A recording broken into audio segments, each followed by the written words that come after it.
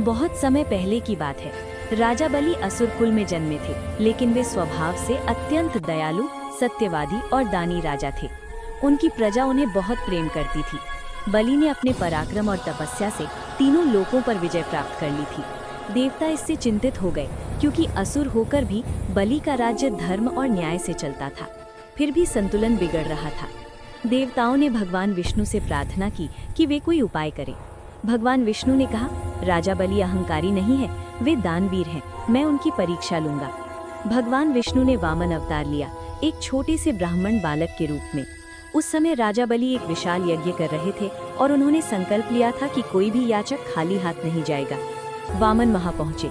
छोटे कद, चमकते चेहरे और शांत स्वर में उन्होंने कहा, राजन, मुझे दान में बस 3 पग भूमि चाहिए। सभा में सब हंस पड़े। इतना बड़ा राजा और ये छोटा सा दान। गुरु शुक्राचार्य को संदेह हुआ। उन्होंने बलि को चेतावनी दी, राजन, ये साधारण बालक नहीं है, ये स्वयं भगवान विष्णु है। लेकिन राजा बलि ने विनम्रता से उत्तर दिया, गुरुदेव, अगर भगवान स्वयं मेरे द्वार आए हैं तो इससे बड़ा सौभाग्य क्या हो सकता है। मैं अपना वचन नहीं तोड़ सकता। जैसे ही राजा बलि ने दान स्वीकार किया, वामन ने अपना विराट रूप धारण किया। पहले पग में उन्होंने पृथ्वी लोक नाप लिया, दूसरे पग में उन्होंने स्वर्ग लोक ढक लिया। अब तीसरे पग के लिए कोई स्थान नहीं बचा। वामन ने पूछा, राजन, अब तीसरा पग कहाँ रखूं?